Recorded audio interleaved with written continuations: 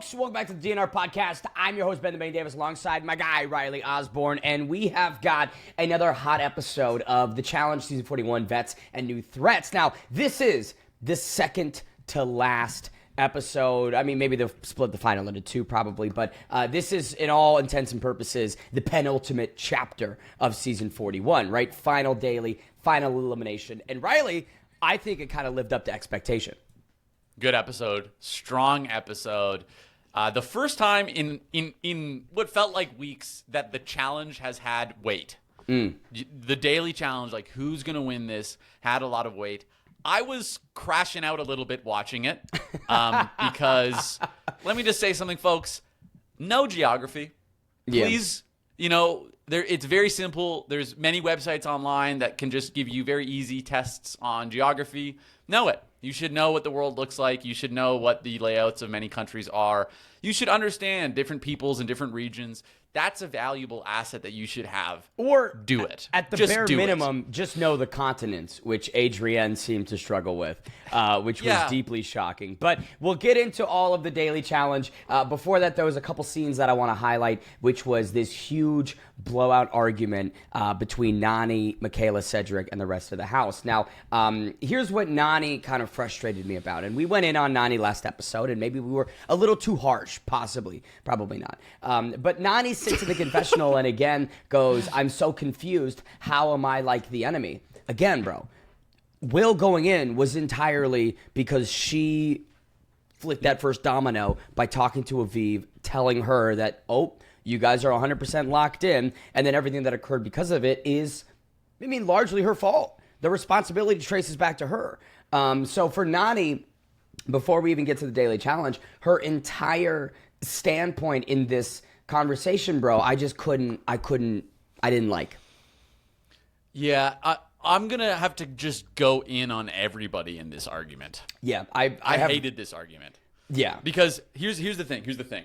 When I'm watching adults argue, and the entire focus of this argument was, it's your fault. No, it's your fault. No, you did it. No, it's your fault. Whenever there's conflict, unless there's like a clear victim of this conflict, in which case there isn't here. None of these people are victims of this conflict. Everyone has the ability to take accountability. Yeah. Everyone has something that they did that caused this conflict. And this whole argument, the whole premise of the argument is Nany saying it wasn't my fault.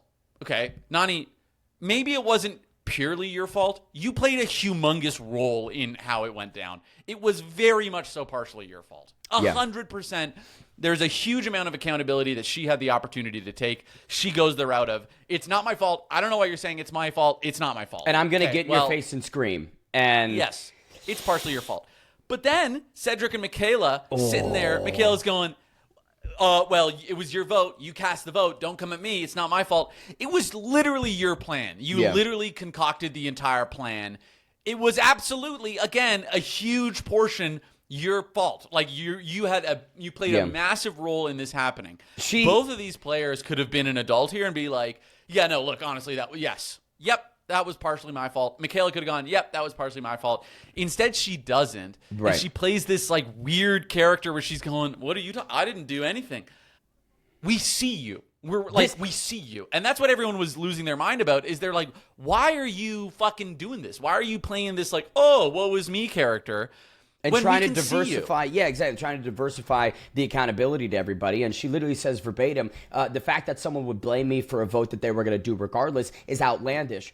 After the daily challenge, she instantly ran around the house asking for Yeremy and Aviv, literally going into the Closet Alliance saying, I expect 3 votes for Yeremy and Aviv. Not what she tried to offer up in this episode, which was, of course, some bullshit quotes. I lost a bit of respect for Michaela in this sense because she's played a very deceptive, cunning game and pulled a lot of strings from, the shadows. But in this instance, it would have made all the sense in the world to be like, hey, that was a really difficult decision, but I got to protect my own ass. And that was just what I needed to do.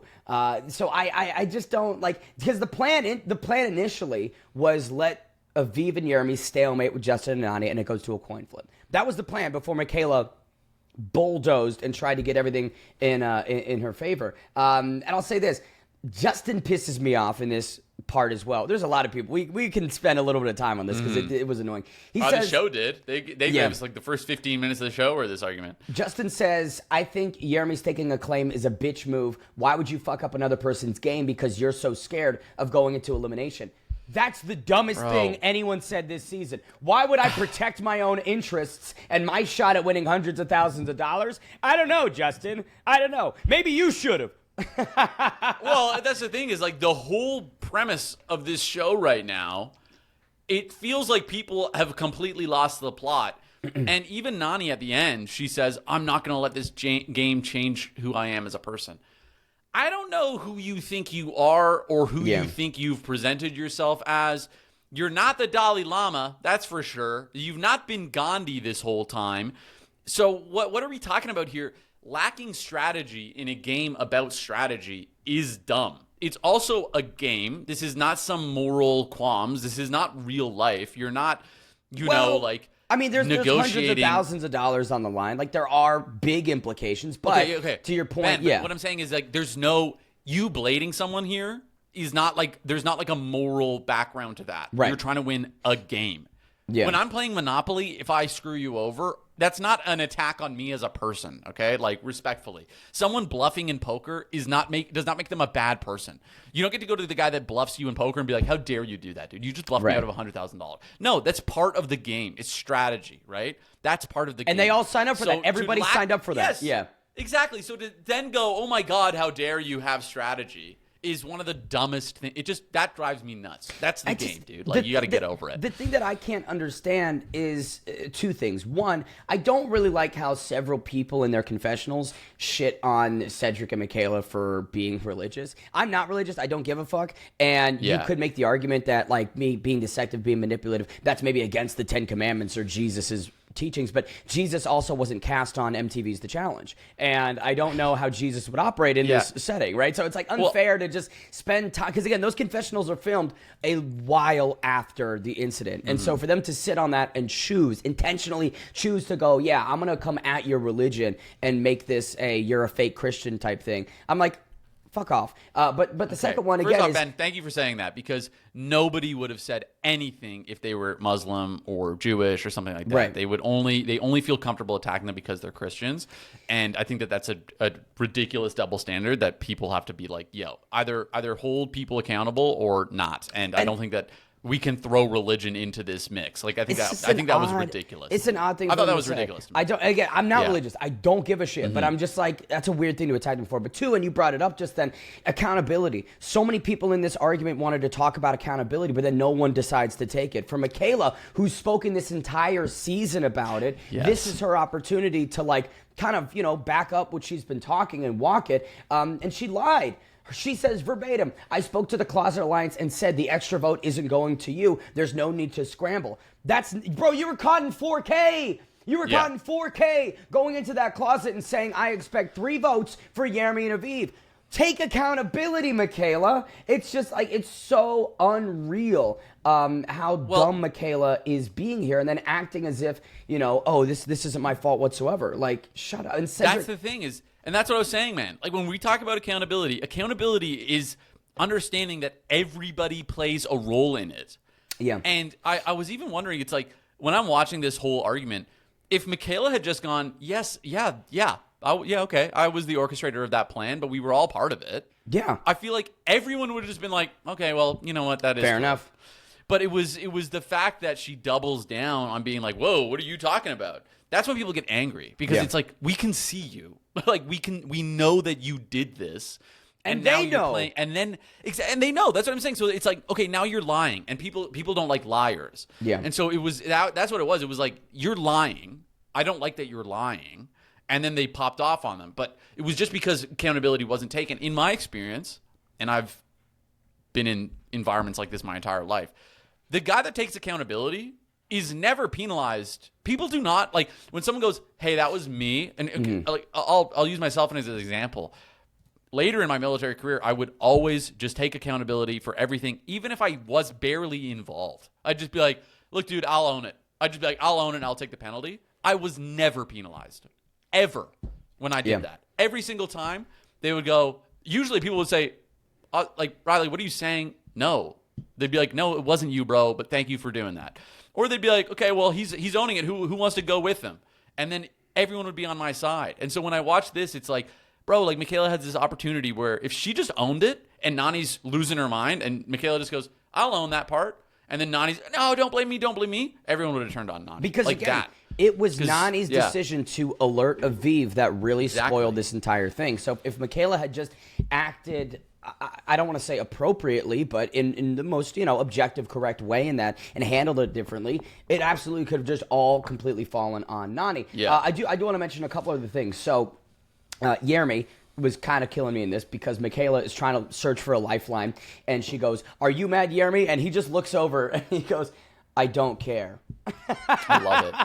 I love it. Turbo's over there playing. Turbo's just playing Galaga, bro. He's checked out. I will say this. This was a tough, I would say, showing for Cedric because the guy had bad defense after bad defense in these verbal altercations. And I just think, like, what would have occurred if Cedric did tell Will, hey, man, here's the situation. Jeremy is likely going to stake on Olivia. 99% sure that's occurring. What could have changed outside of people not turning on Cedric or Michaela? If Cedric had just given that heads up as well, balances the scales, and nothing changes because, like, what? Jeremy and Will are going to have to stake at the same time, or, Will's just going to accept it? Like, Cedric could have bought himself a buffer here, but he chose not to, and then his defense of it was just bad. It was just him getting steamrolled verbally and Olivia clocking him the entire time, which I was like, tough looks.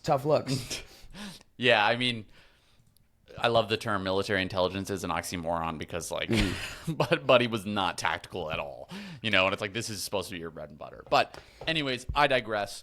That argument sets the stage for a challenge that was more important than ever, I think, because the winner is going to be removing themselves from this vote. And it went in a way that kind of nullified the protections of these two people that ended up going in, because right off the bat, during this argument, Ben, we're watching this and we're saying, at least I'm thinking, either way this goes, one of these two is in the pit right now. Yeah. Right? Because this alliance that was strong for 15 episodes has now completely imploded. The strings that Michaela has pulled effectively from the background are now visible. Everyone can see them. And so the game is very different. And I thought, watching after that argument, I really liked the editing, how that was first. It actually gave a lot of stake to the challenge itself. 100%. And then we go into this challenge, and I, frankly, first things first, I think you're going to, maybe I don't know what you're thinking. I loved this challenge. I would have destroyed it. I would have absolutely massacred this challenge. But I thought it was kind of fun. I'll say this. I don't know how I would have done in this challenge. Geography is not my strong suit. I've been well-traveled. I feel like I know a good amount of the globe. But it's tricky with some of these tiny-ass countries and these long-ass names, the less confident I would be in some of the selections. I didn't hate this challenge. It was far from being the worst of the season, but I wish that there was maybe another element, something just to give it a little bit more depth than run to all of these maps and then place the... But look how challenging so many people found it. Yeah, I'm not saying it wasn't hard. I just wish there was something more dynamic to it. It could be hard, but it's still singular. I don't know. It wasn't as visually enjoyable as some of the other dailies. I would also say I think the mix they got to was, it was clear that all of the weight was on the time. And so it's like there was actually a great benefit in taking your time at the maps, because then you could be more specific because all that mattered was how many countries you get right. And then bike a kilometer. But I didn't even see like a timer.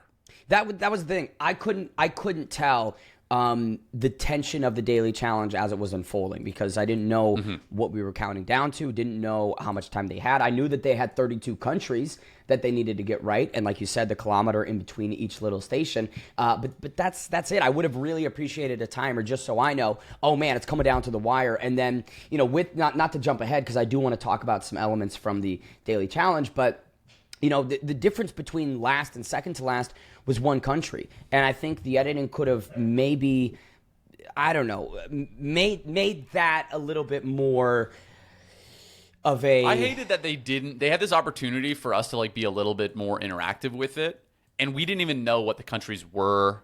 Right. Really, like it was so quickly edited past. Because for me, it's like when I look at those two that were at the bottom, they clearly didn't know shit about geography. They had no right? idea. Like they just had no idea. That's surprising from Cedric and Michaela. That's what I'm saying. Yeah, when Cedric's up there, he's like, "Oh," I was like, "Bro, are you fucking kidding me?" Like that actually pissed me off. Like I'm sorry, bro. Like you're a military intelligence member. I was gonna like say, you should know geography. I'm not going to pretend to know what the Marine Corps training looks like or what your geography exposure is. I think a map would be part of it. I think you'd have to be a little bit, in tune to what the other countries are, and for them to the United States military having installations in more than 100 countries means you should probably get more than 9. Buddy. Yeah. They got 8. Respectfully. They couldn't even get 9. They got 8. So out of 32, it's like you only got a 25% correct rate. And I don't know. But okay, I digress. Let's take it back to the top a little bit. So Sydney and Turbo, in their on-the-fly interview, Sydney's, of course, doing the whole, glazing herself. I've been to 65 countries. I speak 5 languages. But then there is the wrench in that Turbo can't ride a bike, which I thought was kind of funny. Epic. But he's just like, dude, he just did it though. Bro, he had no problems. That was epic. No problems he was cooking it. Jeremy and I think Olivia were in such a unique spot here, and I was really curious to see how they perform because, again, no teamwork prior to this as a duo, and they weren't working socially this entire season. So, like, I was really interested to see how this would play out, and like we spoke about the last episode, Jeremy has a good partner mentality. Jeremy's a guy that regardless of who you plug him in with, and Olivia is super, super compatible with a ton of people. And I will say, for the diehard fans out there that were clocking whether or not Olivia would mention that she's from Alaska this season, we got it. We got the Alaska mention. She's done it every season she's been on. Girl, where are you from? We know. But yeah, I was really, I'd say I didn't really make many notes of this daily. But the one thing that did stun me outside of Cedric and Michaela's performance was Adrienne asking, what continent is this? And then points at South America. I don't. Whew. Yeah, really? I found it fun watching. There was like a bit of the dynamic of like people in Europe were obviously much more like the Europeans were much more like, oh, okay, this is Europe. What the hell's going on in North and South America? Yeah. And then it was flipped for the Americans. They were a bit more in tune with kind of like someone said, I think it was Jeremy. It was like, oh, I wish we had more South American countries because I could nail those. And then he misses Uruguay and puts it at Paraguay, which I thought was kind of funny. Like that was one thing I caught. But what I will say is when I look at how Cedric and Michaela performed, and it was between one country, and meanwhile Justin's like, I don't know a single country. That shows me that there was about 9 countries there, 8 or 9 countries that were very obvious, like Japan. Yep. Mexico. I don't think Mexico was one of them, but Mexico was France. one of them. Yeah. Okay, yeah, but like France, like you shouldn't be missing that. I mean, Adrienne missing. No, it was Nany who said that New Zealand was right above France. That made me want to headbutt a wall. That was crazy. And then they edit that it's 11,500 miles away. I thought that was hilarious. That was hilarious. They're like, you idiot. Who told Nany that New Zealand is above France? She's definitely thinking of the Netherlands. That has to be, or Denmark. That has to be what she's thinking, or Norway, I guess. But yeah, so Turbo and Sydney win. They were deeply confident. They get 20 correct out of 32, and boom, they're in the final. This is a team. I'm not too Ben. I hate to say it. Sydney's a weapon.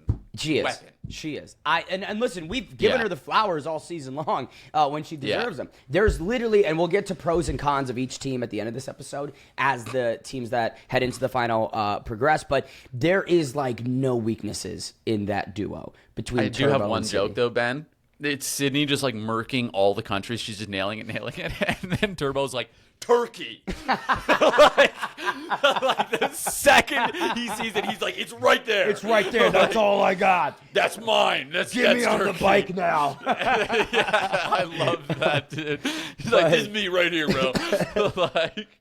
But, for a team that has been so powerful and so threatening, they've really avoided, I would say, a lot of the fire. They performed well. They won the dailies that I would say that they needed to and played socially as good as they could, and now they are in the final and have a chance at the big money. I will say, let's talk about the losers a little bit more. So Cedric and Michaela, they get 8. They're officially going into the sand. Justin and Nany, saved by a hair. One country, but it's likely, you're right, it seems quite obvious that they're going in. And for a daily challenge that is like so ridiculously important, I just would have expected more from their mentalities. I would have expected more urgency. I would have expected them to be a little bit more fired up. You know, Justin and Nany instantly accepting it. Cedric and Michaela seemingly not giving a shit. Like, I get that you want to embrace the negatives by being positive, but like, this was the one fucking daily challenge that you absolutely could not have failed. And you guys both fucked it up royally. And that just kind of irritated me that there wasn't more, I would say, emotion from, you know, both yeah, teams. when I look at a daily, are you talking about like their emotion in the daily challenge itself, like doing the challenge? A little bit, yeah. Where's the intensity? Where's the dog? Like, you guys are a step away from the final, and I get that this is you either know it or you don't, as Theo said. Yeah. But like, come on, try and figure it out. That's how I felt. Try and look at other people's. Yeah, I guess. Where's the cheating? You don't know how, but then you don't know how well they're doing, right? Because at the end of the day, they could be wrong. You see New Zealand above France, and you go, "Oh, I guess that's right." Yeah, yeah. That is the thing. That's kind of why I was like, when I'm watching them just go in and be like, "I don't know these." Mm-hmm. It was, you can clearly see it's like either you know them or you don't. And even again, like Olivia, she just had to lean on her partner. Turbo comfortably leaned on his partner. For me, it was interesting when I'm looking at a team of 2 people and neither of them know their geography. I was like, okay, come on. Like, this isn't hard. If one person is decent at this, you're going to be fine. And that clearly showed, because I'm just saying, man, like, it does piss me off when people don't know geography. I think it's like a big country thing. Like, UK people and Americans like seem a bit more comfortable not knowing their geography just because they're like the big dogs in the world. Whereas like people in smaller countries, like, we know other countries. I just don't know if it's an emphasis in our education system. That's the thing. I don't even know. I think it's just an emphasis on like, we're number one. Yeah. That's all you got to think about.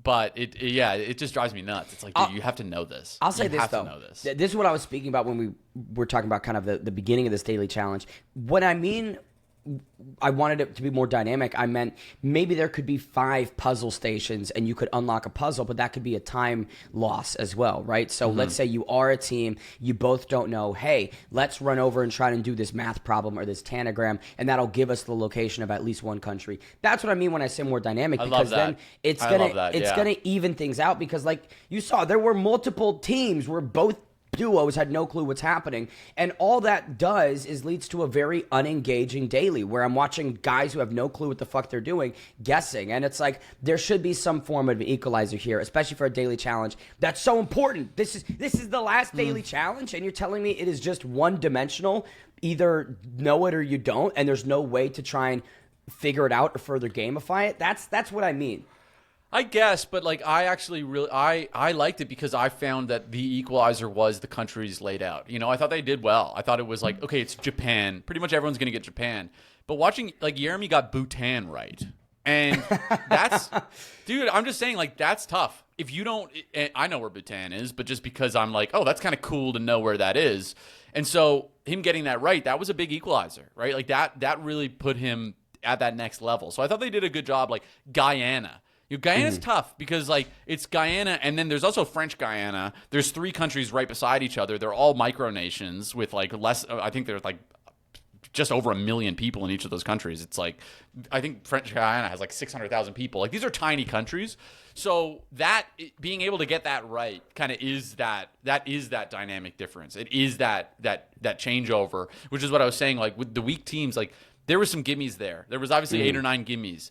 But, I mean, it just go like, yeah, I'm sorry, not knowing South America as a continent, like, I wanted to rip my hair out. That was unbelievable. But at the end of the day, I agree with you. I think there should have been a dynamic difference that gave some time element, some advantage here, some advantage there, and then blended that together. I do agree it was a bit lazy because I didn't even understand the point of the bike. Yeah, it just didn't even seem to be useful at all.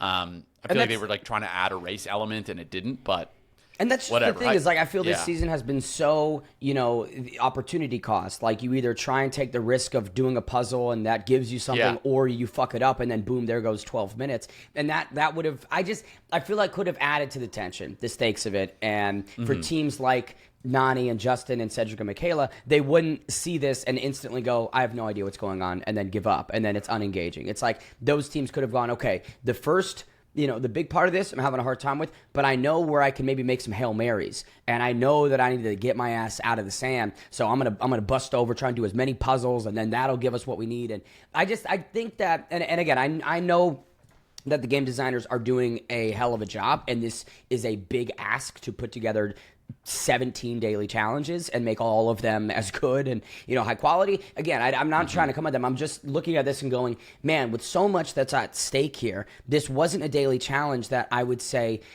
brought the best out of everybody. Because if you don't know, then you're just going to kind of give up and have a lazy 40 minutes of slapping random things in, and it's like, But okay, we've beaten this one to death. Let's take it to the nomination, which is, I would say, the most fun nomination of the season, in that it was very not chaotic, not tense.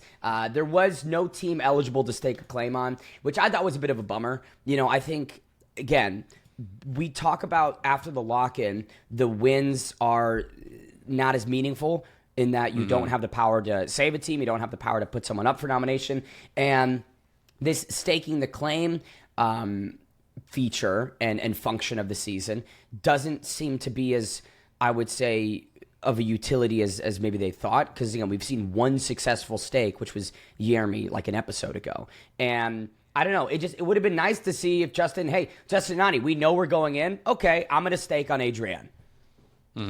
Just something, right? Like, I don't know. I'll push back on you on that one. I think with 3 teams left to be eliminated, I think the stake is kind of gone. I don't know. I found that was like a good tool earlier, and people could have used it more. But at this point, I would disagree with it. I'm not gonna lie. With 3 teams left, I don't know. I mean, the thing is, though, like, my defense of it is the team knows that they're going in and they're being voted in. And that has been the little Hail Mary play and the final card that you could unlock. It just I don't know. Can you imagine Justin and Nany doing that, though, after talking all that shit to Jeremy? Can you imagine? And then they just stake their claim. I could actually. Yeah, I could totally imagine they would that. do it. Yeah. I'm not going to say they wouldn't do it. And then it'd be more drama because Jeremy would go, what are you guys doing? You just gave me so much shit. That's what I'm saying. It creates, like, I try and look at this as what could create the best probability of high quality entertainment. And having the stake be as, like, restricted and in this box of utility, to me, doesn't give it the highest probability of entertainment, which is why you didn't see anyone use it. It's why you only see one successful instance of it. Like, I feel you could have probably had more teams engage it if there were less strings attached. But either way, so Nany and Justin get voted in instantly, and it did kind of, here's one thing that did irritate me. Sydney and Turbo, I hate every scene of them. Again, they are a powerful-ass team. I'm not taking that away from them. But their energy is just, it sucks the fun out of it. And I hate it. Turbo and Sydney, like, they're like, these people, they are not friends, and all this. And Sydney's like, it's disgusting. Like, shut up, dude. Shut up. Shut up. She's such a mean girl. Like, it's just so boring. Yeah. It's like, bro, you ain't in high school anymore. Like, drop the act, dog. Like, and her whole season has been, shitting on people from a mile away and then not engaging two people to their face, not getting in anything. Like, hey, we can. Dude, I just think when people watch this season back, watch the season back and they see her confessionals and then they were interacting with her the whole time, they're going to be like, what the fuck? That's how they're I gonna felt. Be like, what? Bro, like, they're going to be like, she's a deceptive, two-faced bitch, and that's the only way that I can cut it up. Like, she lies to your face, pretends that you're all good, and then will shit on you in her confessionals a week and a half later. And I just think it's such a weak, pathetic move when you have this attitude and you're the best and I'm the cream of the crop, and then you don't want to engage to anyone's face. Like, we can criticize Nany's logic all we want, but my fucking God, do I appreciate that she will stand up and scream at somebody and let it be known how she's feeling instead of sitting off to the side and throwing pot shots and making fun of people in this weak ass effort, to create entertainment. Like, I don't know. I agree with you. Okay. So let's take it to the elimination, which is, it's balls in. Now, this is like a historic challenge elimination, kind of like a hall brawl. It's something that's been done for years and years and years, and you can see why. Like, the logic behind the game is great.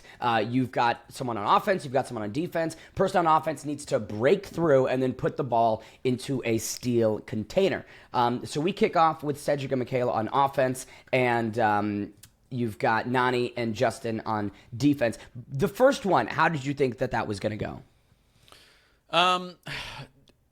I thought, when I'm watching this, the first thing I thought was Nany might have the ability to grind out Michaela. That was my first thought. Like, I think, okay, she's fitter than her as far as like cardio goes.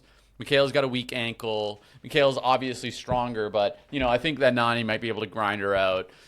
Justin and Cedric, I was like, okay, Cedric is going to have done, like when Justin was like, I've never fought men before, Marines are all soldiers first. So Cedric should have some, even though he wasn't like a combat Marine, he should have some experience pugilistically, fighting people in an arena in this regard. He should have the ability to unlock that aggression. So I thought that even though Cedric hasn't really, he's not Jeremy or Will's type of Marine, but he's still Marine at the end of the day. Marine, so I was like, he's going to be able to unlock this, and because the Canadian military is the same structure as the Marine Corps, where everyone's a soldier first, and then you have your trade, right? So I was like, okay, he's going to be able to unlock this, and he did. So I was quite confident in that.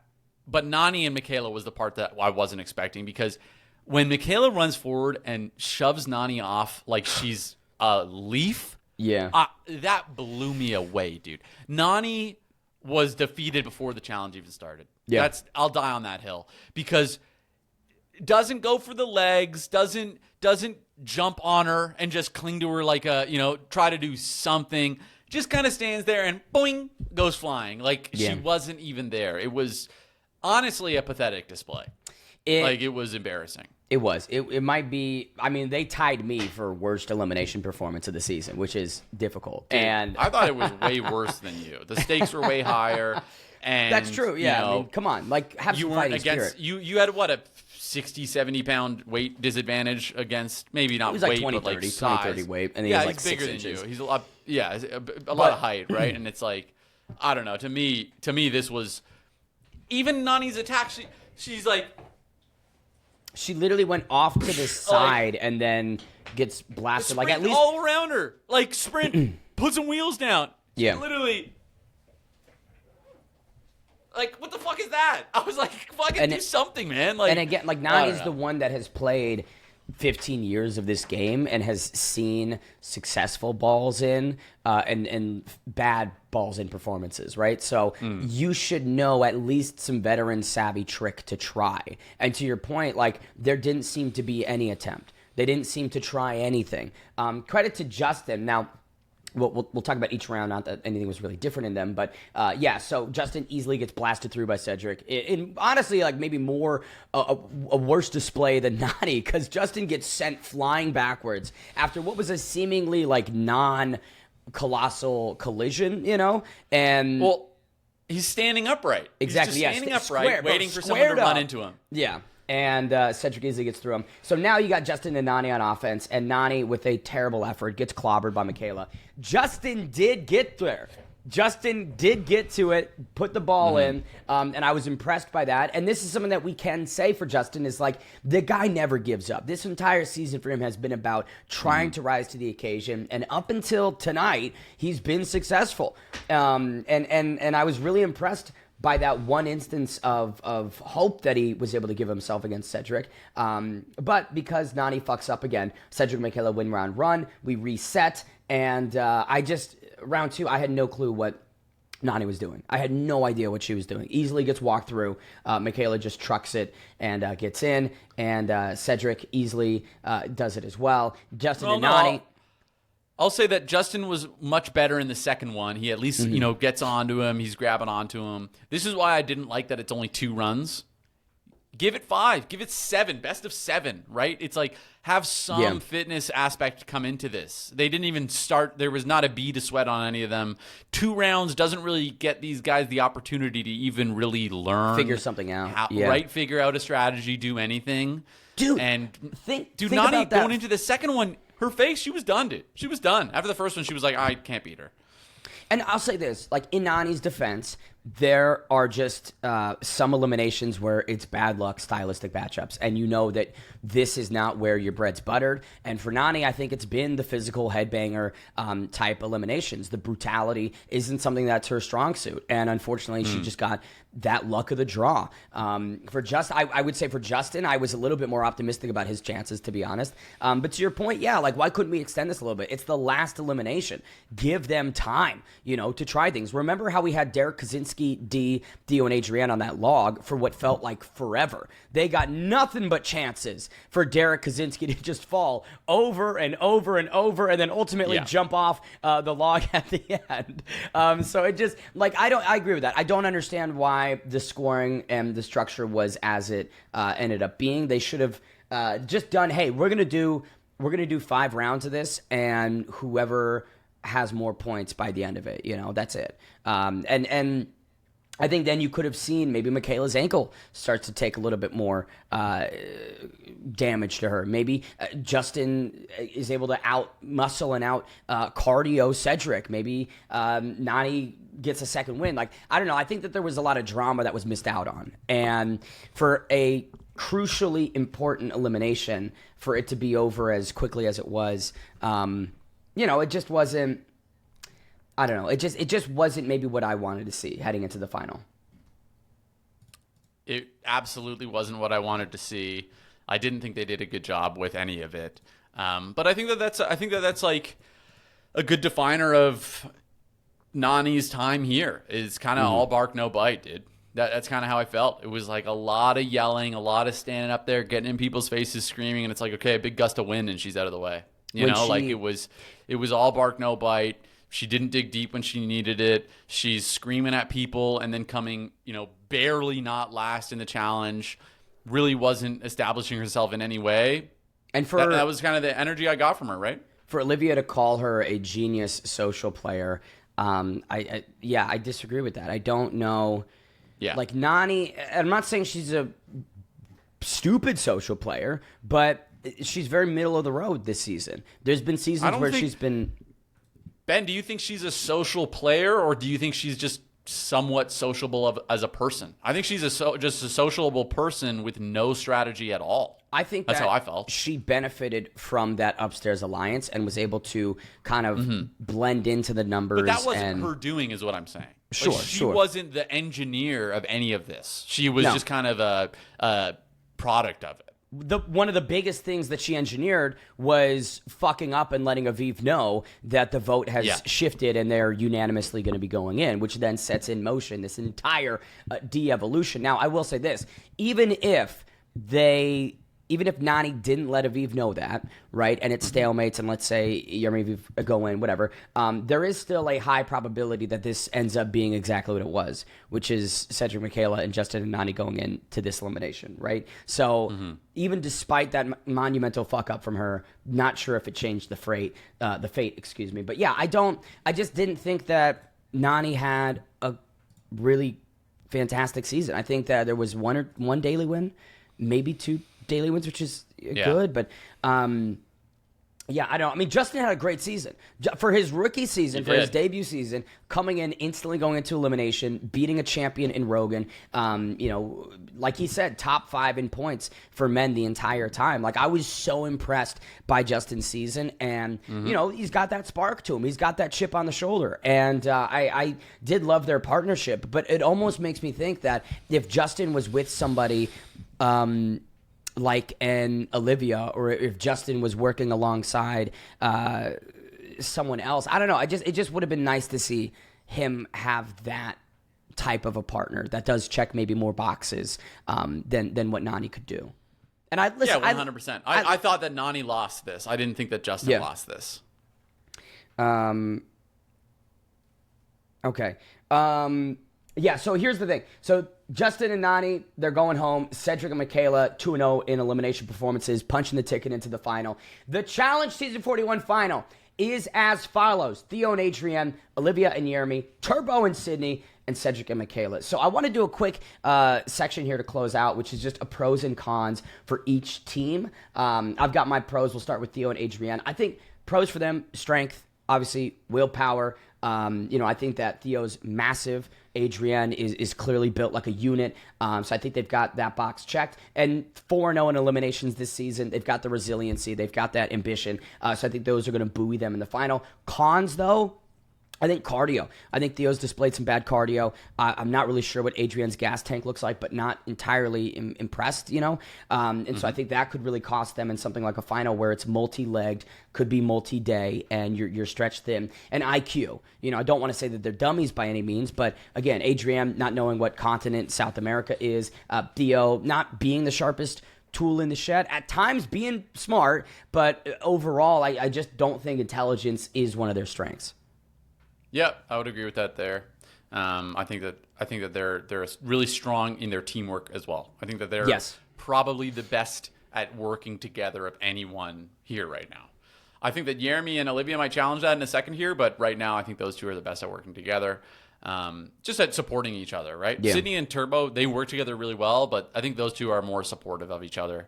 Who do you want to move to next? Let's take it to Olivia and Jeremy. So pros for Olivia and Jeremy, I think that they're just beasts in most physical aspects. I don't think that there's anything physically that Olivia and Jeremy would have problems with. Jeremy's displayed this entire season that he is a Tarzan. He is a gladiator. He is, basically a superhero. And Olivia has done so much work in the offseason preparing herself that she came in here and has just been fantastic physically. I think she was maybe bogged down by a tough partner in Will, and maybe being pregnant, and then obviously being pregnant. That didn't, that's not gonna help her.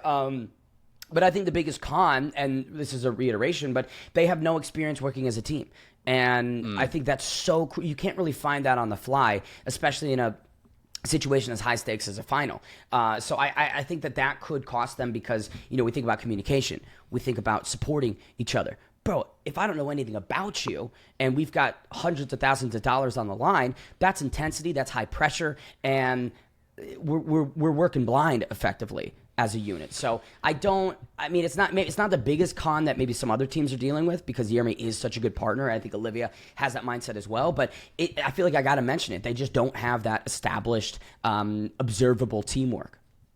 Yeah, and I would say my only thing with that is I think that Jeremy's puzzle solving and his intelligence gets overshadowed by how physical he is. Yeah. But I think that he's shown a lot in this game. I mean, I think of the last couple episodes, maybe it's just a recency bias, but this episode, it was all mindset. He crushed it. The last episode, the run he does well, but he also smashes the puzzle right at the top and gets down very quickly. So I think he showed that he's just really, really well-rounded, and it can be hard to pinpoint someone when they're so well-rounded. But Olivia and him, I think they just needed each other to unlock this. Olivia even says it. She's like, you know what? Like, we're working great as a team. I don't know why I was against this the whole time. And I think that they just have the right mindset of it because Will was overtly against being a team player. Yeah. And he would work against his team. Whereas Jeremy seems to just be comfortable to work with his team, and he prioritizes his team over himself. And I think that Olivia is kind of in the same page, so they'll be able to get past it. But you are right. I mean, it's just the only way to get experience is to do the thing. And they haven't done the thing together yet. So they just don't have that base yet. So there's no way for them to view that as a strength. I would say that I would agree that that's their weak point for sure. Let's take it to Turbo and Sydney, and this might be a quicker one because for pros, I think everything, and for cons, nothing. I just don't see weaknesses. I don't see holes in their armor. Powerhouse. That's a team that should have had more heat on them throughout this season. More people should have recognized, we do not want to see these people in the final, and we need to make a concentrated effort to get them out. They spent so long trying to get Theo and Adrienne out, and I feel some of that time could have, granted they positioned themselves so well socially that they didn't have that risk, but now you've got two absolute dogs in the final. Good luck. You allowed this circumstance to be created. Bro, the whole season I've been saying you need to be doing whatever you can to slow these people the fuck down. Yeah. Putting them in there somewhere, doing something, fight back against them a little bit. Instead, they were able to kind of take people under their wing, and those people were comfortable kind of riding that wave to the final with them. And it's the interesting thing with this game is all that we've watched is a precursor to the finale. Yep. Everything we've watched doesn't matter if you're the weakest team in the finale. So these people that they maybe we perceive them as these weaker teams have kind of tried to play this gray man and tuck in under the wings of Turbo and Sydney, when in reality they should have been trying to backstab them the whole time. Yep. They should have been trying to try to clip their wings, try to cut that Achilles tendon from behind, try to do something, right? And again, I know that people are, how dare you? It's it's a game. This is the game, and these two people are an absolute powerhouse. This unit is going to be a very, very big problem now for all these guys in the finale. There's nothing that they might lose. And now they've gone mask off, I think. Turbo's he's off on his own. He doesn't care. He won. He doesn't need to politic with you guys. Sydney's just kind of the same thing, I hate all of you. I'm just here to win money. So again, they're mask off now. These guys haven't been on your team the whole time, and yet you've been propping them up because it made you feel safer. And so that's why I was watching this. It's now they're going into the finale, and it's you guys are swimming now in deep water. You guys have sharks, and you're trying to challenge them. And I look at teams like Michaela and Cedric, and I'm I have no confidence in their ability at all. Really, even Theo and Adrienne, it's they haven't won anything really. Yeah. So outside of the eliminations, now exactly. It's there's a powerhouse team here, and there's also Jeremy and Olivia, so we'll see. But right now, it's there's less and less people that can beat Turbo and Sydney that are remaining in this game. The hypothetical would have been arranging a scenario in which this elimination was Turbo and Sydney versus Theo and Adrienne. Granted, because they came first and got the immunity, didn't happen. But that would have been the ideal world for everybody else in this house, is if you put those two against each other. Because I think in a headbang or something physical, Theo's the only guy that could take out Turbo. Maybe Jeremy, right? But it's a tall task. And for Adrienne, I feel she could have probably out-physicaled Sydney in this one. So this was the only opportunity. And then, of course, they win, and that vanishes and is gone. But, okay, very complimentary of Turbo and Sydney in their abilities. Can't be complimentary for much else. Okay, last team that's going to be in the final, and we've kind of talked about their chances and probability, but punching their ticket after tonight's elimination, Cedric and Michaela. Now, for pros, I think they've got competitive drive. I think they've got strength. I think for the most part, they've got intelligence. Michaela's been a very high IQ social player, and I would say in the daily challenges, that's also been shown. Again, we won the Sudoku one. She won the one immediately after that, and I believe she's won 2 more daily challenges. So this has been a great, I would say, season for Michaela, outside of this maybe stumble at the finish line in a social sense. I would say the cons, Michaela's ankle.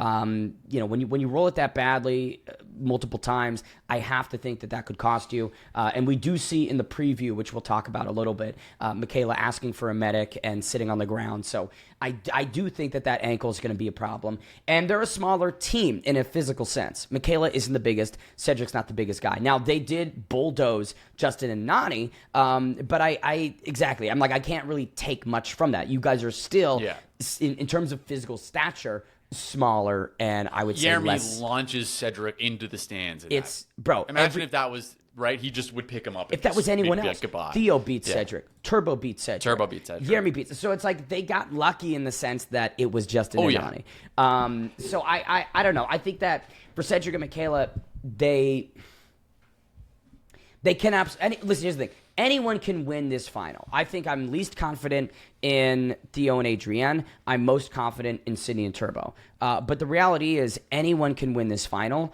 And for Cedric and Michaela, they work very well together as a team. And Man, that's... I don't know, Ben, because it's like when I look at even this last challenge, it was 20 countries for Sydney and Turbo, 18 for Jeremy and Olivia. They were right there. Yeah. Right there, you know? And when I was looking at Jeremy's map, if he had Africa down a little bit better, he would have won. Yeah. So, it's an interesting one. And in the preview, we see that this takes place in the Andes Mountains. Again, this is the winter in Santiago or Chile, right? So this is cold as fuck. You're up at high elevation. We see a little glimpse, right? I just mentioned Michaela needing the medic. Sydney and Turbo beefing, and Sydney kind of turning on Turbo, which, she did speak 2 weeks ago, I think, about the partnership that her and Turbo had and some of the really extreme negative complications of it. And maybe we see a little bit more of that, right? I don't like the only times that I see Turbo being really controlling and maybe stepping over some boundaries that the edit has shown was a little bit this episode where Turbo starts telling her, don't talk about Jeremy's situation. Don't get in all the business. It's like, dude, let her do what the fuck she wants. Who cares? We're all out drinking and having an argument. Turbo, stop. But again, I don't know. We'll see. But yeah, Sydney and Turbo beefing. And then we do get the twist of you could stake a claim during the final, which I think is interesting, but I don't think anyone's going to want to take that. No one's going to want to take that. Like, I would almost say definitely no one's going to take that. But yeah. I don't know. Yeah, I think that's a good overview. The thing is it's tough to identify what's going to happen in this finale, right? And how it's going to play out, because even when we look at it, it's like Theo and Adrienne, like that's probably the best team in the sand that we have, period. I mean, they've who else could go in almost 5 times and win, and still be here? That's crazy. But in the daily challenges, they haven't really stood out. So it's a bit of a balance, a bit of a gameplay. I think some teams are better in certain areas. And yeah, like you said, it's do Sydney and Turbo work that well together? We don't really know. But when it comes down to the gameplay, they seem to be just fine. Yeah. When it comes down to when it matters, they seem to be able to put away the social issues and just focus on the task. And ironically, Turbo being controlling, he's controlling socially. But then when the game's on, he's like, I don't know how to ride a bike. Can you teach me? I don't really know these countries. Can you pick them? Yeah. So he is actually willing to play that back. He's willing to sit back when it benefits him. Yeah. He just doesn't want to be perceived that way, right? He's just a macho man and doesn't want to be perceived that way. But I don't think it affects their ability to gameplay. So I think all that's going to come into fruition here. And I'm curious to see who's going to be able to get it done. I would say the team I dislike the most right now is kind of Cedric and Michaela. Yeah. Jeremy, he made such a great point, like right at the start of it, and we kind of didn't go over this, where he's like, he said he's like sitting there and he's realizing, wow, nothing Cedric has ever said mattered at all. Yeah. And we kind of made fun of him in the last episode for kind of mogging Jeremy and being like, yeah, well, our alliance didn't mean anything. And Jeremy's like, well, it kind of did. Like, we were doing it the whole time. Yeah. And now he's just like, I don't care. I don't even remember that conversation. So I thought that was really cool. Like, Jeremy, he's just sitting there. He's like, not saying anything. He's just like, this guy's full of shit. Like, I thought that was really funny. This guy's kind of lying to me, huh? Yeah. This guy's a bit of a bullshitter, actually. Now that I think about it, this guy fucking sucks. But I will say this. I thought that was funny. I love Jeremy. His personality is great. He's one of the funniest guys. But I don't think he's been as much of a factor in the social side of things as maybe I was expecting. You think about his abilities in the dailies and the strengths that he possesses, but he really hasn't been that impactful in the social sense. Valid. Right? Like I think I just expected him to be a little bit more near the driver's seat of running things socially. And I don't know. I just, even that conversation at the beginning of this episode where, he's in a good position and there's no risk because of the moves he made, but how are you getting surprised by all this shit? You hear me? Like I would have expected him to have been more on top maybe of things that were occurring, and that's not like a really slight against him. That's just, I know how good the guy is and I know how dialed in he is. And so it's like, I don't know. I would have thought as the game progressed, his intuition and his maybe control and grip on things strengthened as opposed to becoming, either weaker or maintain the same, complacency. Yeah, but to be fair, like he's here. That's you know, true. so it's like at the end of the day, don't matter. You know, we've seen like these guys that are trying to pull the strings. We've seen it blow up on them more than we haven't, you know? And so I think that maybe that was just his strategy. Maybe that was just his gameplay. But at the end of the day, he's here, right? He's in the finale. He did what he had to do. He's only been very at risk one time. And so, yeah, it's hard for me to sit here and be like, he didn't play a good game when it's got him when he's here. Yeah, exactly. Yeah, it's the results matter. The journey is less important, right? He's in the final, has the chance of the big money, and ultimately that's all we care about. So I'm very curious. Theoretically, all that matters is results, right? Yeah. Like, that's it. You know. So I don't really have much more to say on this one. I'm just very excited for this final. It looks daunting. It looks like there are so many difficult chapters towards it where you're embracing the mountains and that tough climb. You're getting into kayaks and doing whitewater rafting. I think we are in for a very, very explosive, entertaining final. Obviously, we get a little bit of a look at some tension between a couple of the teams, some medical emergencies. Maybe somebody gets DQ'd, right? Because they can't continue, Riley. I don't know. I just think that we're set for a very, very great end to what's turned out to be a damn good season of the challenge. Guys, we didn't mention it, but please like the video and please subscribe to the channel. We forgot to do that yet again, but it does help out a lot. Yeah, no call to action at all. But and also just let us know. Let us know what you guys are thinking. Obviously, these are just our opinions, and your opinions matter just as much. So we'd love to hear them in the comments. You guys have been doing an amazing job at letting us know, and it means a lot to us, man. We read all the comments. We're in there, and this is such a small little community we have going right now, and we absolutely are so grateful that you guys are part of it. Yeah, you guys have been fantastic, and I do want to make a small addendum and apology. Last episode, I did call Nany an old vulture. I think that was bad terminology, and that was crazy. I remember totally when I watched it back, I was like, "Yikes!" That was crazy. That was crazy on my part. Sorry, Nany, you're not an old vulture, and I appreciate you guys for holding me accountable on that one. Robbing the cradle, this bitch. All right, everybody, take it easy. Peace.